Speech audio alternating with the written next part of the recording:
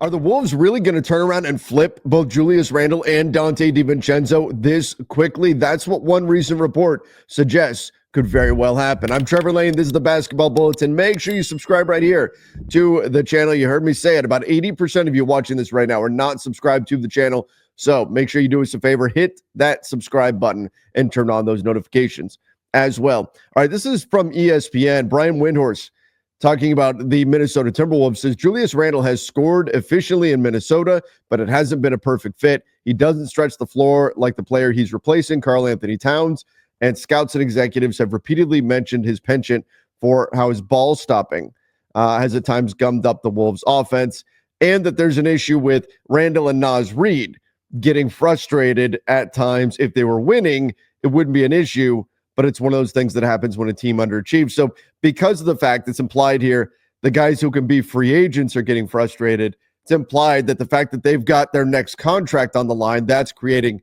some issues with the team. They get particularly frustrated when they're not winning. And perhaps we've seen it happen in the past. Players, if the team's not winning, they get frustrated and they start worrying more about their own stats, which is often detrimental to the team. But it's not just Julius Randle. No, it's fellow newcomer Dante DiVincenzo. Tim Bontemps says Minnesota's been labeled by league decision makers as a potential player between now and the February 6th trade deadline. The Wolves are coming off comfortable victories against the shorthanded and reeling Lakers and Clippers, but they have higher aspirations than that. Just because you're trading for talent, it has to be the right fit. They have to learn to adjust, one scout said. Making a trade that late, right before training camp, is hard. So I'm empathetic. Look, the scout is absolutely right. It's tough making a trade that close to the start of the season. It's hard to have that rhythm, that consistency that you're looking for. But should the Knicks actually, or should the Wolves actually go ahead and move on already from Julius Randle and Dante DiVincenzo? Let's take a look at what the truth is here, because honestly, I think this is overstating things to a degree, and we need to see exactly what's really going on here with the Minnesota Timberwolves. But first, let me give a shout out to our sponsor, and that is Prize Picks. You know, Prize Picks is super, super easy to play. You can go make your selections. Very fun, too, to go play on Prize Picks. Great way to increase your overall interest in the game. All you got to do is pick more or less on a number of stats like I've done here. I've said that tonight, Damian Lillard against Boston, he's going to score less than 23.5 points. I think the Celtics defense, very, very good. And then Mo Wagner is going to have more than 0.5 block shots. Essentially, I say Mo Wagner is going to block a shot against a shorthanded Philadelphia 76ers side. And also check this out. See this little demon guy? This means that it's a less likely win, but if you win it, you get a higher payout. So, for example, on this card, if I were to bet $10, I would actually win 40 on this one. So it's an increased payout. If you guys want to check out Prize Picks, super, super easy. It's how you can turn your knowledge of the game into cash. You could turn $10 into $1,000. And when you use our promo code there, use our code Bulletin. Use that code Bulletin, and you get a guaranteed $50 once you play $5 in lineups. That's right. That's all you got to do. Use our code Bulletin, and you get a guaranteed $50 once you play $5 in lineups.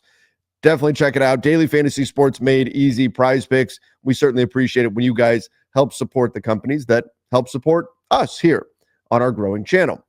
All right, let's get into why I think the ESPN piece about trading Julius Randle and Dante DiVincenzo may actually be overstating things a little bit in terms of how bad things are in Minnesota. Taking a quick peek here at the Wolves. Are they where they want to be? No. Right now, the Wolves are sitting in 10th in the Western Conference, but they're on the rise.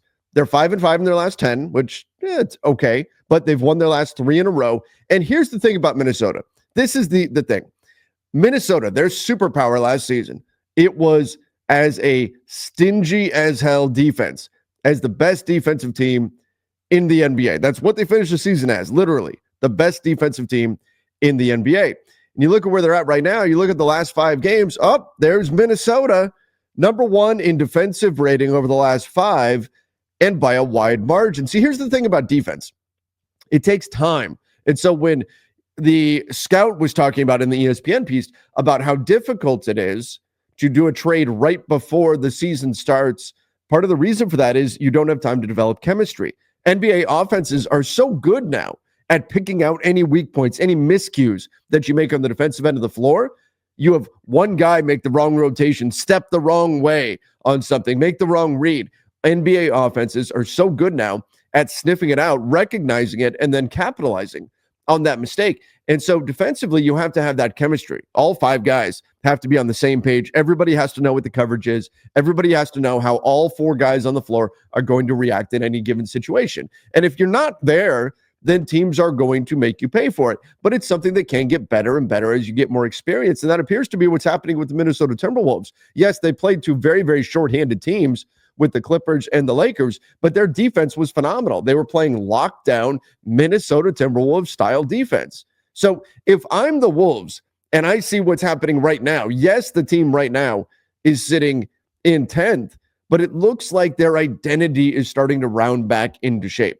And as long as that continues, I'm not trading Julius Randle. I'm not trading Dante DiVincenzo. There's a reason why you went out and got those guys. Now, within reason, of course, if there's a great trade that's on the table for you, you take it. But based on the way they're playing right now, I think they're rediscovering who they really are. Now, let's say, though, that they do decide to trade these guys. What are you looking for if you are the Minnesota Timberwolves? Well, taking a quick peek at their efficiency here, when we go over to cleaning the glass, and we look at how their lineups are actually playing out. First of all, I'm encouraged by their starting five. Mike Conley hasn't had a great season, but look at this, plus 11.2 points per 100 possessions with their starting lineup. That is fantastic. If anything, maybe they could use a little bit of depth in terms of their reserve lineups. Maybe that's a place that they could look, try to add some pieces there. But even you look at Dante DiVincenzo in the place of Anthony Edwards and Nickeil Alexander-Walker, your top reserves, for Jaden McDaniels. Look, Edwards and McDaniels are important pieces for the Wolves, but you swap them out, small sample size, 149 possessions, but you swap them out, and you swap out Julius Randle for Naz Reid, and look at your bench units production, plus 34. Plus 34. Where you get into trouble, though, is when you get this lineup here that doesn't have Mike Conley on the floor. This team, it's two lineups here that don't have Mike Conley that they really start to run into problems. Now, DiVincenzo, Nickeil Alexander-Walker, look, it's a small sample size, so there's some lineups even without Conley that are finding success and finding it at a high rate. But I particularly look at defensively, the non-Randle lineup is indeed defensively much, much better, ranks in the 95th percentile when you get DiVincenzo in there and then Naz Reid instead of Julius Randle. So I'm not saying there's no argument for a trade, but I think this team is getting onto the right path. If I'm them and I'm looking for something, it's a backup one, somebody else who can organize the offense and run things. Now, the guy who's certainly available right now is Dennis Schroeder. That's the guy that we know is out there on the market that the Brooklyn Nets, as they should, are going to look to try to move on from him. He's 31 years old. He's helping them win games right now, which isn't necessarily what they want to do. The issue is trying to stack up salaries, and you can't really because of where they're at in terms of their overall payroll here. They've got a lot of money on the books, and so that's going to make the Minnesota Timberwolves a tier 2 apron team, which makes a trade even more difficult. But you're looking for, look at that, $200 million. Whew, this is an expensive team. But if they could go find, it may be tough to get a Dennis Schroeder, but like a Tyus Jones piece, maybe difficult to get, but I would look at the Chicago Bulls as a team to maybe pick up a guard from because they've got so many of them. If you could find a 1-for-1 trade using a contract, now which contract, that's where it gets to be a bit tough, but if you could find a way to just get a quality backup ball handler, I think that would go a long way because this team does seem to be pretty dependent on Mike Conley being out there just to keep things organized on the floor. Do they need to trade Julius Randle? Man, I mean, he's shooting 36% from three on the season. It's not like he's a non-factor behind the arc. Maybe he's not shooting quite as well as Karl Anthony Towns did, but he's not a non-factor out there.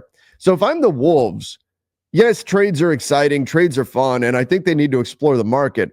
But unless they decide that they can find a significant upgrade somewhere, I'm not making the move right now. I'm playing out the season with this group because of what they've shown recently, because they're showing they can get back to their team identity as being the best defensive team in the NBA. As long as that continues, I want to see if this group can come together. It does take time for chemistry, for defense to get there. And so with that being said, I would wait until the summer if I'm going to make that kind of big move with Randle, with DiVincenzo. Now, with Randle, you're risking potentially losing him for nothing if he hits free agency and then he wants to walk away and sign with somebody else. That's the challenge there. And so you have to have that conversation with him ahead of time. And again, if the right deal comes along, then you absolutely consider it if you're the Minnesota Timberwolves. But I don't think they need to be in a rush, even though they're seen as a team that's going to be out there on the market based on the improvements that we've seen recently. I'm holding off if I'm Minnesota, and I'm waiting at least another month. Let me see what this team really has, and then go from there. Then make some decisions come January, and then determine whether or not they actually need to move Julius Randle or if they need to move another player, whether it's a Dante DiVincenzo or whoever. I do think there'll be interest in Julius Randle if they decide to make a move with him. But I think this next month of play is going to be critical for Minnesota as they figure out exactly what they want to be and who they really are right now. Everybody, let me know in the comment section, what do you think about the Minnesota Timberwolves and what they should do on the trade market? Is it time already to move off of Dante DiVincenzo and Julius Randle? Give me your thoughts in the comment section. Don't forget to go check out our latest video on everything wrong with the Los Angeles Lakers.